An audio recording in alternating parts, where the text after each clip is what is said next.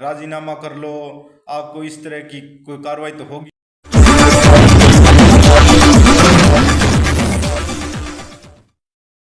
नमस्कार, आप देख रहे हैं जेकेएस न्यूज में सुशीला नाहटा। खबर रावसर से है, जहां अमानक बीज मामले में पीड़ित किसान ने उपखंड प्रशासन से कार्रवाई के लिए गुहार लगाई। मामले के अनुसार शनिवार को उप निदेशक कृषि विस्तार रामप्रताप गोदारा कृषि विभाग नोहर को दी गई सूचना पर जांच के लिए भेजे गए सहायक कृषि अधिकारी ओम प्रकाश पूनिया द्वारा किसान व मीडिया के सामने ही बीज को खुद-बुद करवा दिया।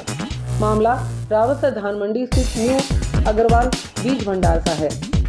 मामला उच्च अधिकारियों के संज्ञान में आने बाद संयुक्त निदेशक कृषि विस्तार डॉक्टर योगेश वर्मा द्वारा संबंधित फर्म को बीज सेल आउट रोकने व मामले में नोटिस देकर जवाब तलब किया था, लेकिन आज 7 दिवस के बाद भी जवाब तलबी के अलावा कृषि विभाग नोहर की मिलीभगत करने वाले अधिकारियों के खिलाफ प्रभावी कार्रवाई अमल में नहीं लाई गई, जिसका खामियाजा पीड़ित किसान भुगत रहा है। किसान का आरोप है कि जांच के नाम पर कृषि विभाग के अधिकारी मेरे पास आए और उन्होंने जांच आगे नहीं बढ़ाते हुए मुझे ही सहमति पत्र पर हस्ताक्षर करने के लिए दबाव बनाया गया कि इस मामले में कार्रवाई नहीं होगी।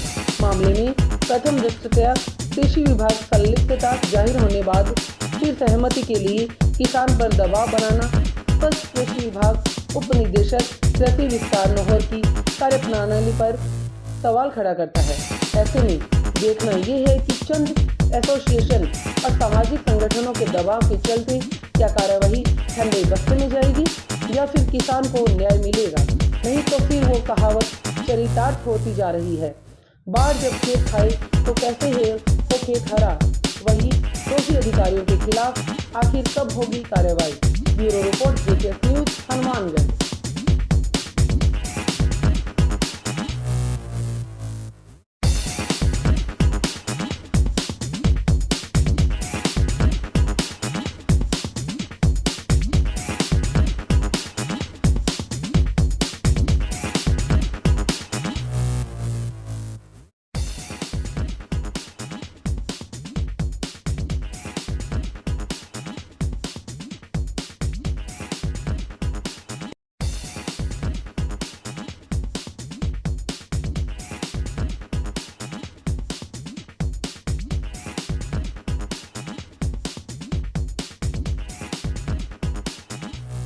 मैं रवि कुमार रोहिल।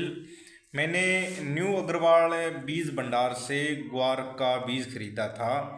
तो उस पैकेट को जब खोला तो उसमें पाया कि उसके अंदर कुछ ग्वार था वो तो कलर किया हुआ था, और कुछ ऐसे ग्वार था जैसे घर का बीज होता है उस तरह का, और उसके अंदर भी कचरा वगैरह था। उसमें बिल्कुल वो साफ भी नहीं किया हुआ था, उसके अंदर कचरा भी, जो लकड़ी वगैरह के छिलके और सब कुछ कंकर पत्थर भी उसके अंदर ही मौजूद था, बिल्कुल ही ऐसे नीचे से। लेकिन वो बेच ऐसे रहे जैसे किसी रजिस्टर्ड कंपनी का बीज हो। फिर उसकी एक थैली और भी हमारे पास है जो खरीदी हुई है, कोई अगर चेक करना चाहे तो चेक कर सकता है।